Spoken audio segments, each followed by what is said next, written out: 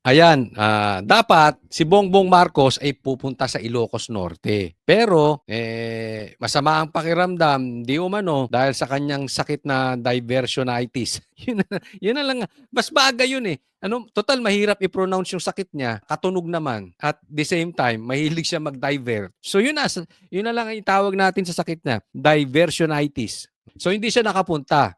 On his behalf, ang pumunta yung isa pa niyang anak na adik. Di umano. Okay, pag-usapan natin. Atin pong tawagin si House Majority Leader Ferdinand Alexander A. Marcos bilang Sana yung announcement. Atin pong tawagin ang anak ng isang adik at isa pa ang sumusunod na adik ng bansang Pilipinas, si Sandro Marcos. Ay, hindi ako nagsabi niyan, yung tiyahin mo. Adik daw kayo, mag-ama. Di umano, ha? kinatawan at upang From one addict to another addict. ihatid ang mensahe ng ating mahal na Pangulong Ferdinand R. Marcos Jr. Ang anak niyang si Ilocos Norte 1st District Representative at House Majority Leader Sandro Marcos ang kumatawan sa Pangulo sa gabay ng Bayan Program na dapat sana idadalahan niya sa Ilocos Norte kaninang umaga. Sa isang punto sa talumpati na nakababatang Marcos, saglit na natigilan ang mga naroroon. Since I was young, I've been surrounded by educators.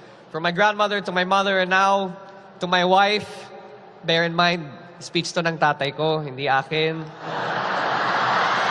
I have seen. Grabe, nagtawanan na kayo nun. Nagtawanan na kayo ng plastic nyo. Ang pa-plastic nyo, mga ting, ha? Nakakatawa na yon. Samantalang yung pinaggagawa nila sa bansa natin, tinatawan-tawanan nyo lang. Hindi ko malaman kung matatawag kong corny itong mga ito. Mabababaw o plastic. Despite all na pahirap sa bansang Pilipinas, ginagawa ninyong katatawanan.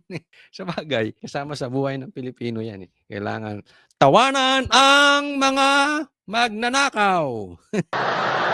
Just making that clear. I have seen the countless sacrifices that teachers make every day.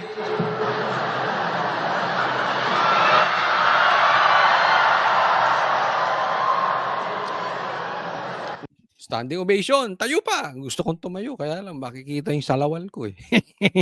Sige. Nahihiya tuloy ako sa inyong lahat. Matapos ma-ospital nitong Miyerkules ng gabi dahil sa diverticulitis, O yun, divertionitis. ay nasa Malacanang lang daw ang Pangulo para sa mga pribadong pulong. Ayon Naniniwala kayo doon? Sige nga.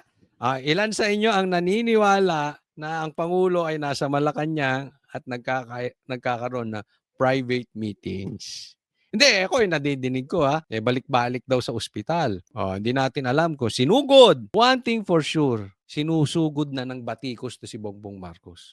Kaliwat kanan na, may impeachment ka pang kakasalubungin. Binabanggit ka na nga sa Blue Ribbon. Kalma lang, kalma. Ha? Dahan-dahan din. Kung ikaw ay magpapakalma, dahan-dahan, baka ma-overdose ka. Okay, relax lang kasi hindi ka na bata. Dapat yung capacity mo nung bata ka, hindi mo na ginagawa ngayong matanda ka. Delikado yan, baka ma-overdose. Pero ito lang ha. Okay? Ayaw nating, hindi tayo nagsasabing may masama sana mangyari sa presidente. Hindi po yun, ayaw natin yun. Kung gusto natin, mahirapan siya muna. Ay, hindi.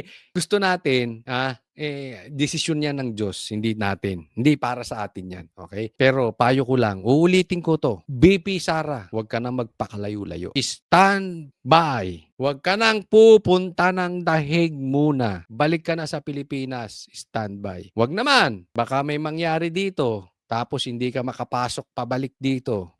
Baka mayroong mag-take over na epal. Dito ka lang muna. Kalma-kalma ka lang dyan, okay? Pangalawa, mga senador, galaw-galaw. Hindi tayo nagsasabi ng unconstitutional na pamamaraan. Pero nasa constitution naman, kung may masamang mangyayari kay Bongbong, papalit ang presidente. Dapat handa siyang sumumpa. Baka may ibang mag-take over. Ayaw natin yun. Gusto natin yung naaayon sa batas. sa Presidential Communications Office. Bagamat siniguro ng Pangulo na maayos ang kanyang pakiramdam sa inilabas sa video ng palasyo kahapon, hindi lamang discomfort, kundi maaring matinding sakit ang maramdaman ng isang may diverticulitis ayon sa isang eksperto. Ang pinaka-cardinal na symptom niyan is yung pain, abdominal pain. It can be a sharp pain, dun sa may left side usually. Kung nasa right side siya, para siyang appendicitis. So, it's aggravated by movement. Kapag tinouch mo on pressure, Ito, naiisip ko lang. Halimbawa lang ito. Dahil talaga may sakit si Bongbong at kunin na siya ng Panginoon. Hindi na siya mananagot doon sa kung mapatunayang isa siya sa mastermind. Kawawa dito si Lisa. Ay, di ba? Kasi it's very possible na talaga namang kung mapapatunayan ng presidenteng mastermind, hindi malayo na makasabwat dito yung asawa. Eh kung may nangyari kay Bongbong, wala na siya. Pero si Lisa habulin ng batas. Eh wala siyang immunity. Naisip niyo ba yun? Kung lang naman hindi sa pinagbibintangan ko silang guilty na. Hayaan natin ang Panginoon na mag-decide niyan. Hayaan natin ang husgatong mag-decide niyan. But just in case, kawawa dito si Lisa. Tama o tama-tama? sakit siya. Tapos, isa pang niya is it can be associated with fever. Ang diverticulitis ay dulot ng pamaga ng diverticula, maliit na pouch na nabubuo sa malaking bituka. Ayan, yan ang dahilan. Pero, bakit nagkakaroon ng diversionitis? Genetic o may mga pagkakataong ito'y namamana ng isang tao. Pero Pwedeng naman kadalasan, ito'y dahil sa diet o sa kinakain ng isang tao.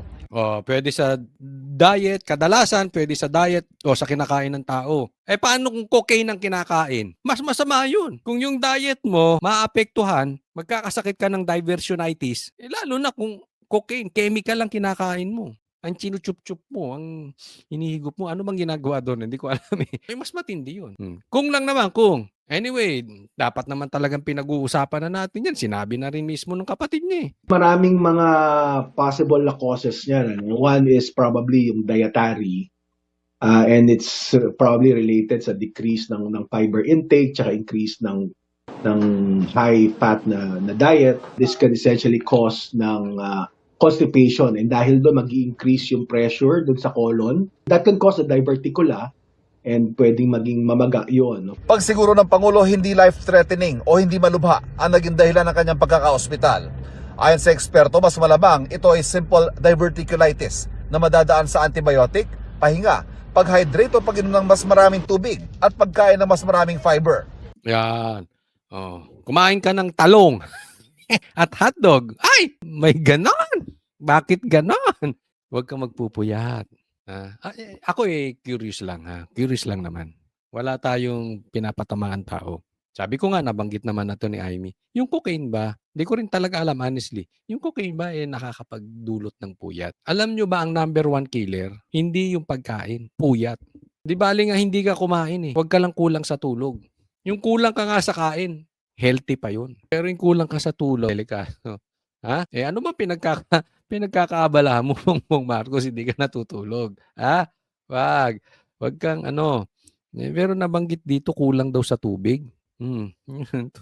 Inom ka ng dagdagan mo pa ang tubig. Bongbong Marcos, tubig pa more. Gets? If you know, you know. Hindi, alam nyo kasi, ang tubig ay tubig.